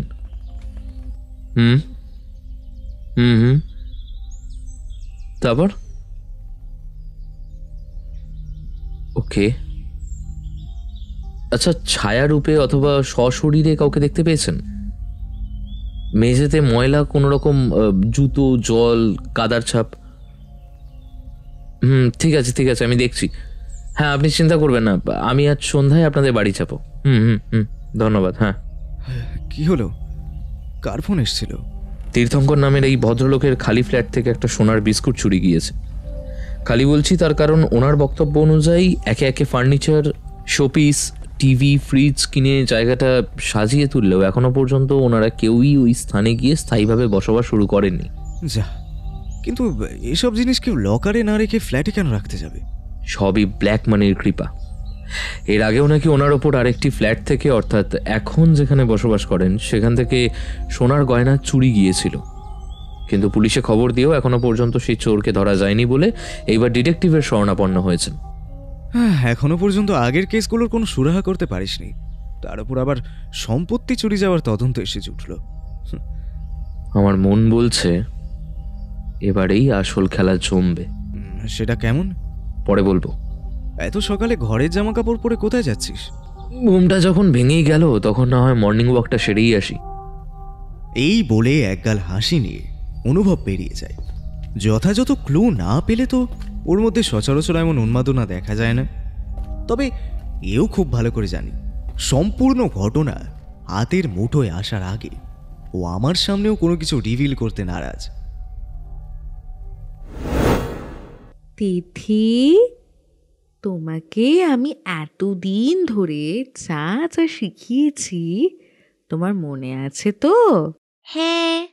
গুড টাচ ব্যাড টাচের ডিফারেন্স ভুলে যাচ্ছ না তো? গুড গার্ল, এই নাও এটা তোমার ট্রিট। ইস, কি বাজে খেতে। আচ্ছা আচ্ছা, ঠিক আছে ঠিক আছে, এটাকে আবার যখন অন্যরকম ভাবে তোমার কাছে প্রেজেন্ট করব তখন দেখবে এটা খেতেই তোমার সব থেকে বেশি ভালো লাগছে। বুঝতে পারলে? সন্ধ্যা হতেই সঠিক ঠিকানায় পৌঁছে অনুভব খানিকটা এগিয়ে গিয়ে গার্ডের সাথে ভেতরে প্রবেশ সংক্রান্ত বিষয় ফর্মালিটিটা সেরে নেয়। এরপর চারিদিক ভালো করে লক্ষ্য রেখে নিচতলার 4 নম্বর রুমের দরজার কড়া নাড়তেই ভেতর থেকে পুরুষালী কণ্ঠে একজন ভদ্রলোক আমাদের খানিকক্ষণ বাইরে অপেক্ষা করতে বললেন। নমস্কার, আপনি কি তীর্থঙ্কর দাস? হ্যাঁ, ভিতরে আসুন। আমি আপনাকে 3 দিন আগে ফোন করেছিলাম। সোনালি, শিগগির একবার এদিকে এসো। এই ডাকে সাড়া দিয়ে সালোয়ার পরিহিত একজন ভদ্রমহিলা তোয়ালেতে হাত মুছতে মুছতে ওয়াশরুম থেকে বেরিয়ে আসেন। বোধহয় মেকআপ রিমুভ করছিলেন, কারণ এখনো পর্যন্ত ঠোঁট থেকে কসমেটিক্স জেলের গ্লসি ভাবটা পুরোপুরি উবে যায়নি। আমাদের দেখে একটা দীর্ঘশ্বাস ছেড়ে বললেন, এই জায়গাটা ঠিক সুবিধার নয়। প্রথম দিন থেকে আমি বহু ক্ষেত্রে অস্বস্তিতে ভুগেছি। একে তো বেবির জন্য ন্যানি খুঁজে পাওয়া মুশকিল, তাও যাদের পাওয়া যায় তাদের কাছে ওকে পড়তে বসানো খুব চাপের। হয় কেউ অতীব বয়স্ক অথবা কেউ ইংরেজিতে কাঁচা। বাট এগুলোকে ছাপিয়ে রাতের বেলা সবাই ঘুমিয়ে পড়ার পর আমার গলা ও বুকের কাছটায় লোমশ একটা হাতের নোংরা স্পর্শ এই জীবনে আমাকে চিরকাল হন্ট করে বেড়াবে। ঘরের মধ্যে ছড়িয়ে ছিটিয়ে থাকা দামি আসবাবপত্র, এক্সপেন্সিভ রুম ফ্রেশনার, সর্বোপরি আমাদের পোশাক পরিচ্ছদ দেখে নিশ্চয়ই অনুমান করতে পারছেন আমি যা আয় করি তাতে সরকারকে মোটা ইনকাম ট্যাক্স দিতে হয় আমায়। ফলত খুব স্বাভাবিকভাবেই কেউ হয়তো আমাদের উপর বেশ কয়েকদিন ধরে নজর রাখছিল। আর যেদিন তিথিকে ব্যাচ থেকে নিয়ে আসার সময় আমি নিজে ড্রাইভ করে বের হলাম, সেদিনের সুযোগটা কাজে লাগিয়ে এই চোর আলমারির লক ভেঙে সমস্ত গয়না চুরি করে পালায়। সেদিন আপনার স্ত্রী কোথায় ছিলেন? ও তো তার 2 দিন আগে থেকেই বাপের বাড়িতে গিয়েছিল। স্যার, আপনাদের কফি। ইনি কে? আমার মেয়ের ন্যানি, এই ফ্ল্যাটের খুব কাছেই থাকে। ব্যবহারও অন্যদের তুলনায় যথেষ্ট ভালো। ওনাকে খুঁজে পেলেন কি করে? একটা অ্যাপের সাহায্যে। ওখানে যাদের পরিবারের দেখাশোনার লোক প্রয়োজন হয় তারা নিজেদের ক্রাইটেরিয়া জানিয়ে লগ ইন করলেই কোম্পানি থেকে কয়েকজনকে সাজেস্ট করে। এরপর সেখান থেকে যার যাকে পছন্দ তাকে 1 মাসের ট্রায়াল হিসেবে বেছে নেয়। উনি কি এখনো ট্রায়াল পিরিয়ডে রয়েছেন? হ্যাঁ, আমি এই বাড়িতে এসেছি 22 দিন 6 ঘন্টা মিনিট 15 হলো বলা যায়। বাহ, খুব হিসেব করে চলেন দেখছি। কোম্পানির পলিসি স্যার, একদিনও এদিক থেকে ওদিক হলে মাইনে কেটে নেবে তো। প্লাস শেষ দিন যদি হাফ ডে কাজ করেও বেরিয়ে আসি তাহলে সেই দিনের হিসাবে অর্ধেক টাকাও কাটা যাবে। উনি এখানে এগুলো শুনতে আসেননি, তুমি ভিতরে যাও, তিথি একা রয়েছে। যুবতীটি ঘাড় নেড়ে সম্মতি জানিয়ে আড়ালে চলে যায়। এখন আমি আপনাদেরকে যা কিছু জিজ্ঞেস করব সেসবের উত্তর খুব ভেবে চিনতে দেবেন। স্বর্ণালী দেবী, প্রথমে আপনি বলুন, যেই রাতে আপনার সাথে ওই অভদ্র আচরণ করা হয়েছিল সেদিন কি এই ঘর থেকে কিছু চুরি গিয়েছে বলে সন্দেহ হয়েছিল? আগে না। আপনারা রাতে ঘুমানোর সময় পুরো ঘর অন্ধকার করে রাখেন? হ্যাঁ, চোখে আলো পড়লে তীর্থঙ্করের ঘুম ভেঙে যায়। বিছানার কোন দিকে কে থাকে সেটা আপনারা দুজন কন্যাকে ছাড়া আর কাউকে জানিয়েছেন? অনুভব প্রশ্নটা সমাপ্ত করে চোখের ইশারায় বুঝিয়ে দেয় নেনির চালচলনে কোনো অসামঞ্জস্য রয়েছে কিনা সেটা জানাই ওর মূল লক্ষ্য। না, ওভাবে ফিক্স করার কোনো জায়গা নেই। তিথির 3 বছর পূর্ণ হতেই আমি ওকে আলাদা ঘরের ব্যবস্থা করে দিয়েছিলাম। তবে এখন মাঝে মধ্যে ভূতের ভয় পেলে এই ঘরে ছুটে আসে, তখন আমাদের সাথেই ঘুমোয়। কখনো আমাদের পাশে, আবার কখনো আমাদের দুজনের মাঝখানে। আর ন্যানি তো সন্ধ্যা পেরোলে নিজের বাড়িতে ফিরে যায়। ওনাকে কখনো গল্পের ছলেই হোক বা অন্য কিছুভাবে আপনাদের আয় সম্পর্কে কোনো ধারণা দিয়েছিলেন? মেয়েটা ভীষণ চাপা স্বভাবের। কাজের বাইরে যেমন নিজের ব্যক্তিগত কোনো ফিলিংস শেয়ার করতে নারাজ, তেমনি তিথি ছাড়া অন্য কারো কিসে কি মন্তব্য তাতে কোনো মাথায়ও ঘামায় না। আর খুব আশ্চর্যজনকভাবে চোর সেদিন এত কষ্ট করে লক ভাঙার পর শুধুমাত্র সোনার দিকেই হাত বাড়ালো, অথচ তার পাশেই প্রায় 50,000 টাকা ক্যাশ পড়েছিল। সেখান থেকে কিন্তু একটা নোটও চুরি যায়নি। এমনকি খাটের তলায় একটা ট্রলিতেও পুরো 1.5 লক্ষ টাকা ঠাসা রয়েছে, সেখানেও তার নজর পড়েনি। শুধুই স্বর্ণের প্রতি এরূপ অবজেশন কি কোনো পুরুষের পক্ষে থাকা সম্ভব? আপনি এই ঘটনার পেছনে কাউকে সন্দেহ করছেন? অবশ্যই। আমার খুব ক্লোজ ফ্রেন্ড রাজন গোস্বামী সোনার জন্য একেবারে বদ্ধ পাগল। কখনো দেখেছেন সুস্থ সবল একটা মানুষ ইচ্ছাকৃতভাবে নিজের ঝকঝকে সুন্দর দাঁত যন্ত্রের সাহায্যে নিজেই একে একে ভেঙে অথবা উপড়ে ফেলে সেই জায়গার শত যন্ত্রণা সহ্য করেও ওখানে সোনার দাঁত বসিয়েছে? আমি এই অদ্ভুত শখ নিজের চোখে প্রত্যক্ষ করেছি। রক্ত মাংস কোনো কিছুকেই সে ভয় পায় না। নিজের মুখ থেকে গল গল করে বেরিয়ে আসা রক্ত হাতের চেটোয় নিয়ে হাসতে হাসতে বলে ওর শরীরে যত বেদনা বাড়বে ততই নাকি নিজের শরীরটা সোনা দিয়ে মুড়ে ফেলবে। এবার আপনারাই বলুন, এরকম মানুষকে সন্দেহ না করে কি থাকা যায়? আমাদের বাড়িতে প্রত্যেকটা ক্লোজ পার্টিতেও উনি ইনভাইটেড থাকেন, সুতরাং ঘরের কোথায় কি আছে তা ওর একেবারে নখদর্পণে। বিয়ে থা হলে মিসেস এসে তার সোনায় ভাগ বসাতে পারে এই ভয়ে কোনোদিন প্রেম পর্যন্ত করল না। ও বাবা, এ তো পুরো সাইকো টাইপের লোক। দাঁড়ান, এখনো সমস্ত কীর্তি ওর শেষ হয়নি। ওর জন্মদিনে প্রতি বছর গেস্টদের জন্য একটা স্পেশাল ডিশ থাকে, যেখানে আসল সোনার গুঁড়ো ছিটিয়ে একটা ডেজার্ট তৈরি করা হয়। এর জন্য 5 মাস আগে থেকে দুবাইয়ের শেফ হায়ার করে রাখে। উনি লাস্ট কবে এই ঠিকানায় এসেছেন? চুরি যাওয়ার 3 দিন আগেই নিজের নতুন গড়িয়ানা সোনার ঘড়িটা দেখাতে এসেছিল। স্বর্ণালী দেবী, আপনার সাথে রাতের ঘটনাটা যেদিন ঘটে সেদিন কি এই বাড়িতে বাইরের কেউ উপস্থিত ছিল? স্বর্ণালী দেবী একবার তীর্থঙ্কর বাবুর দিকে ভয়ার্থ দৃষ্টিতে তাকান, তারপর ইতস্তত বোধ করে বললেন, পল ছিল। পল মানে পল খ্রিস্টোর কথা বলছেন? হ্যাঁ। ওনাকে কি আপনি চেনেন? আনফর্চুনেটলি উনি আর বেঁচে নেই। হোয়াট? এসব কি করে হলো? না না না, আমি এটা বিশ্বাস করি না। আমার মোবাইলটা কোথায়? ওকে এক্ষুনি একটা ফোন করতে হবে। আপনারা আমার সাথে যোগ করছেন না তো? উনি কি আপনার খুব কাছের কেউ ছিলেন? অবভিয়াসলি। কেরিয়ারের শুরুর দিকে আমরা দুজন একসাথে বারে কাজ করতাম, তখন থেকেই তো আমাদের পরিচয় আর বন্ধুত্ব। তীর্থঙ্কর বাবু আমাদের উপর ভরসা রাখতে না পেরে বার কয়েক চেনা নাম্বারে ফোন করলেও শেষমেশ ওদিক থেকে কোনো উত্তর না পেয়ে দুহাত দিয়ে নিজের মুখটা ঢেকে 2 পায়ের ফাঁকে মাথা নত করে জড়সড় হয়ে বললেন, আপনারা দয়া করে এখান থেকে চলে যান। শান্ত হ। যা হারিয়ে গেছে তাকে তো আর জোর করে ধরে আনতে পারবে না। May his soul rest in peace. কিছু মনে করবেন না, ও আজ আর আপনাদের কোনো প্রশ্নের উত্তর দেওয়ার মতো অবস্থায় নেই। তাই দয়া করে যদি পরের একটা ডেট দিতেন তাহলে খুব সুবিধে হতো। বেশ, আমি শুধু একটা কথা বলে যাচ্ছি। যেই কারণের জন্য পল খ্রিস্টো মারা গিয়েছেন সেই কার্যকারণ সম্পর্কে আশেপাশেও যদি নিজের কোনো ছাপ থেকে থাকে তাহলে খুব সাবধান। মৃত্যু যখন তখন দোরগড়ায় এসে কড়া নাড়ল বলে। না, এ হতে পারে না। এত বছরের ঘুমিয়ে থাকা হিংস্র অতীত কখনো সভ্য সমাজের সামনে আসবে না। তীর্থঙ্কর দাস নিজের পথটা বজায় রাখার জন্য অতীতে অনেক কাঠখড় পুড়িয়েছে। এত সহজে তো সেই খ্যাতি ধুলোয় মিশতে দেব না আমি। শুনতে পেরেছেন আপনি? আমি বাঁচব, আর আমার পরিবারও বাঁচবে। ও আপনাকে দেখে আরো বেশি করে উত্তেজিত হয়ে পড়েছে। অলরেডি ওর হার্টে একটা সমস্যা রয়েছে। প্লিজ একটু কোঅপারেট করুন। ঠিক আছে, চলে আয় রিদিত। পাপা, তোমার কি হয়েছে? Shut up, just leave me alone. অযথা বাচ্চাটাকে বকছেন কেন? এসবের মধ্যে ওর কি দোষ? কাঁদে না, কাঁদে না। এদিকে এসো, এদিকে এসো, এদিকে এসো। কিচ্ছু হয়নি বাবু, চুপ করো, চুপ করো, চুপ করো, চুপ করো। তুমি না কুটকাল, চুপ কর বাবু, কিচ্ছু হয়নি। বাচ্চা মেয়েটির সাথে এরূপ ব্যবহার দেখে আমাদের দুজনেরই মেজাজ বিগড়ে গিয়েছিল।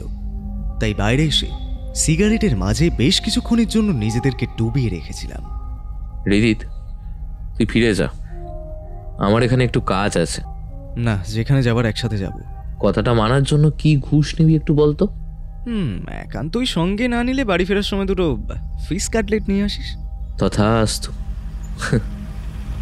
এরপর আমি বাসে করে আমাদের ঠিকানায় ফিরে আসি, আর অনুভব সম্ভবত নিশীথ স্যারের সাথে দেখা করতে ছোটে। স্যার, আপনি আমাকে দুদিনের মধ্যে রাজন গোস্বামী নামক ব্যক্তির ওপর কোনো কেস চলছে কিনা তা দেখে জানাতে পারবেন? হ্যাঁ, সে না হয় হলো, কিন্তু এনাকে নিয়ে এত মাতামাতি করার কারণ কি? এক মিনিট। হ্যাঁ, নিশীথেশ পাল স্পিকিং। কি? এটা কখন হলো? না না, কোনো পাগলামি নয়। ও যখন ওই স্থানে থেকেও সবকিছু স্পষ্টভাবে স্বীকার করতে পেরেছে তখন একেবারে সজ্ঞানে রয়েছে। ওটাকে যত তাড়াতাড়ি সম্ভব থানায় ধরে নিয়ে আসার ব্যবস্থা করো। অনুভব, এবার যে পুরো ঘটনাটা আমার সামনে খুলে বলতেই হবে। রাজন বলে ব্যক্তিটিকে জাস্ট কিছুক্ষণ আগে একজন লোক খুন করেছে। ক্ষতটা এক নয়, গলার নলি কেটে তার উপর কেরোসিন ঢেলে আগুন ধরিয়ে দেওয়া হয়েছে।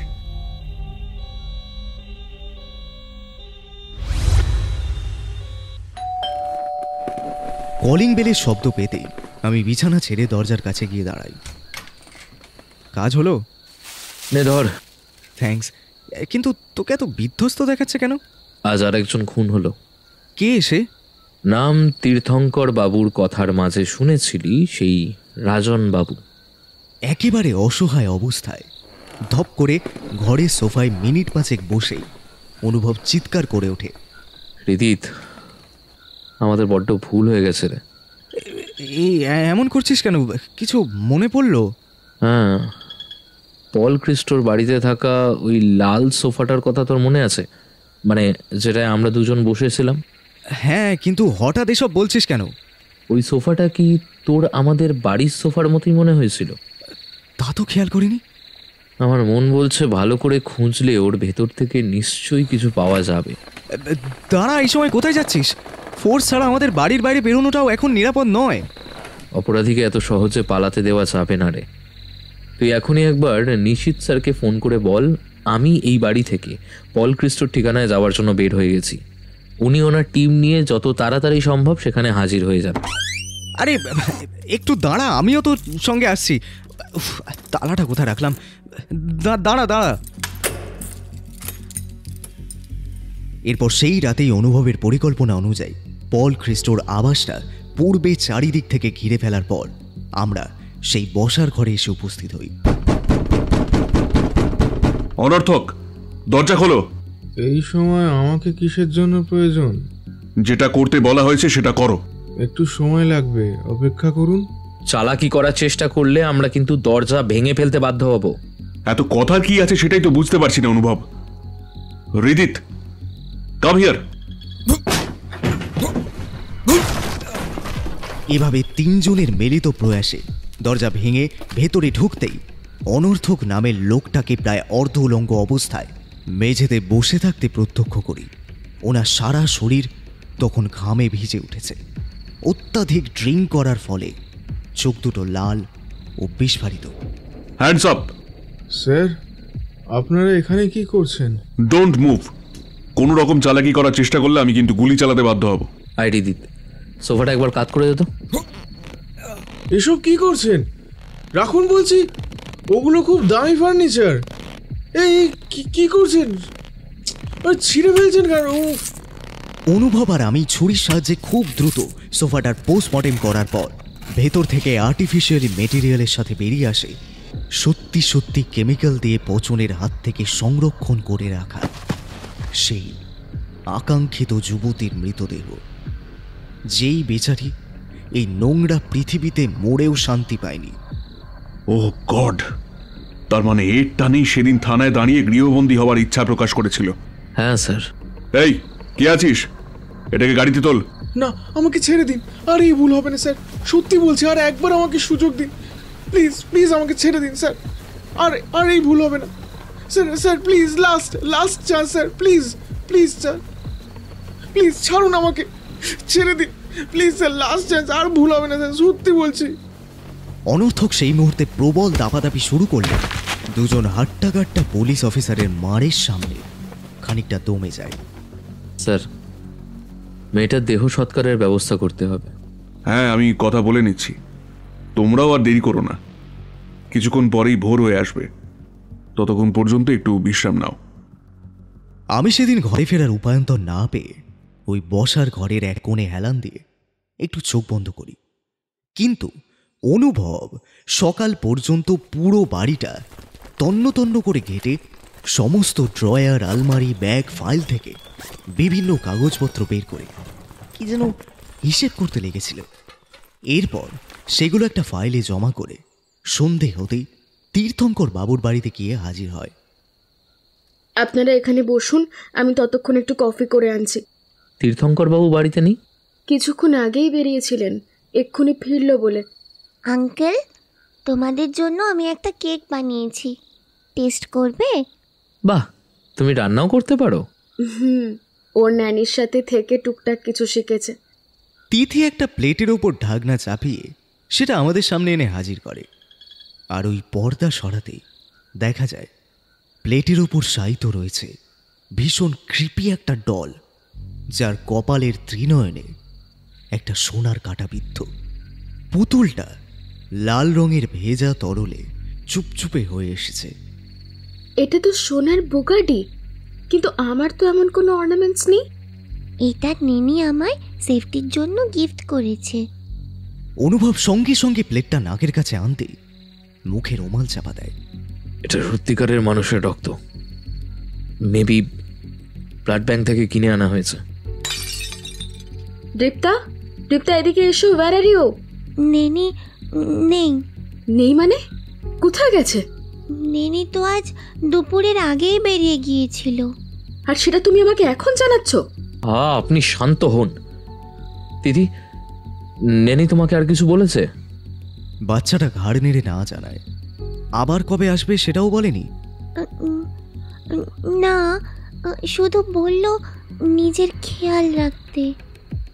আমি আর অনুভব সেদিন ওই বাড়ি থেকে বেরিয়ে আসার পর খবর আসে তীর্থঙ্কর বাবুকে তার অপর একটি ফ্ল্যাট থেকে বিশালাকার ড্রামের ভেতর গলিত সোনার মাঝে ঝলসানো অবস্থায় পাওয়া গেছে।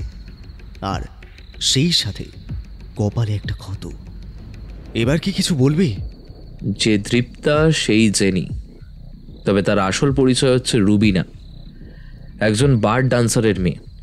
দুর্ভাগ্যবশত নিজের পিতৃ পরিচয় সম্পর্কে কিছুই জানে না।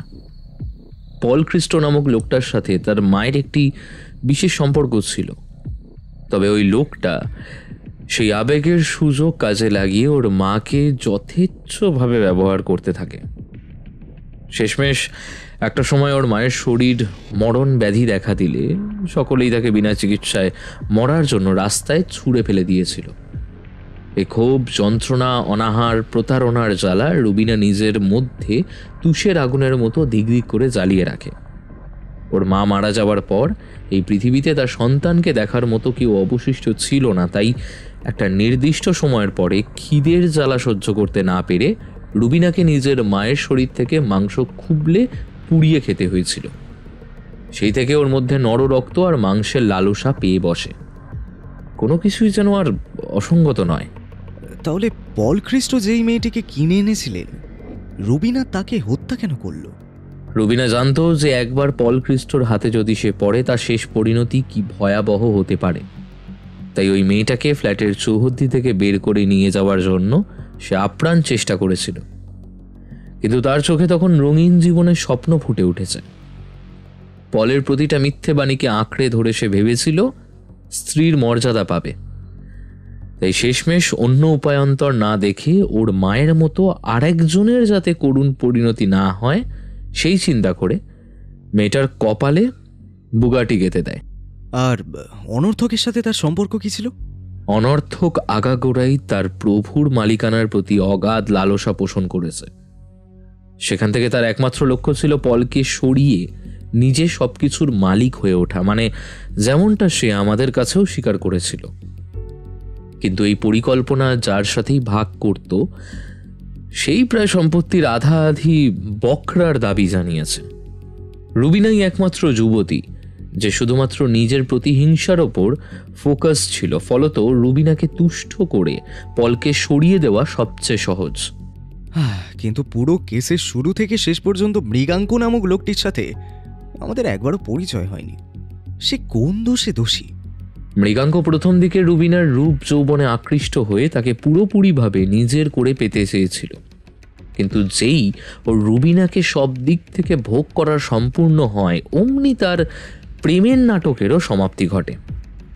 তাই ব্যক্তিগত জীবন থেকে ছুড়ে ফেলার পূর্বেই রুবিনা প্রেম চলাকালীন পর্বে যেমন মৃগাঙ্ককে খুশি করতে বিভিন্ন রকমের পদ রান্না করত, ঠিক তেমনভাবে কারোর কাছ থেকে মোটা অর্থের বিনিময়ে সাপের ডিম জোগাড় করে স্লো পয়জন টেকনিকের মাধ্যমে মৃগাঙ্ককে শেষ করে দেয়। ওয়েট আ মিনিট, তোর হিসেব অনুযায়ী প্রত্যেকেই রুবিনার সাথে খারাপ কিছু করেছিল, কিন্তু পার্থ বলে বাচ্চা ছেলেটার সাথে ও এমন হিংস্র হয়ে উঠল কোন ক্ষোভে? একটু ভেবে বলতো, আমরা কি কোনোভাবে প্রিয়মবাবুর নাগাল পেতে সফল হয়েছি? সে তো ব্যবসার কাজে বাইরে গিয়েছে। যেটা বলা হয়েছে সেটাই চোখ বন্ধ করে বিশ্বাস করেছিস। আদেও ফ্লাইটের টিকিটের জেরক্স, নিজের পক্ষে লাইভ কল, ফটো, ভিডিও কিছুই তো পাইনি। আসলে রুবিনা কখনোই পার্থকে শেষ করতে চায়নি, কিন্তু পঙ্গু করে দিতে চেয়েছিল, যাতে সন্তানের সুবাদে মিঠু দেবী এবং তার পরকীয়া প্রেমিক রাজন গোস্বামী এই সম্পত্তি ভোগ করতে না পারে। এগুলো নিশীথ স্যারকে জানিয়েছিস? তো চিরকাল আমার প্রতি একটা অভিযোগ ছিল যে আমি সমস্ত সত্য জানার পরও তোকে বড্ড অন্ধকারে রাখি। তাই এইবার সবকিছু তোর সামনেই প্রকাশ করলাম। এবার তাহলে ওই মেয়েটাকে খুঁজে বের করার পালা। যেতে দে হৃদিত, কিছু মানুষ অধরাই শ্রেয়। না, এটা অন্যায়। আমরা কেউ আইনের ঊর্ধ্বে নই। উনিও তো স্বাধীন দেশের স্বাধীন নাগরিক ছিলেন, কিন্তু নিজের মতন করে জীবনটা বাঁচতে পেরেছিলেন কি? তার জন্য এতগুলো মানুষের মৃত্যুকে তুই সাপোর্ট করবি? যারা মারা গিয়েছে তারা কেউ আমার মতো খুব সাধারণ ছিল না।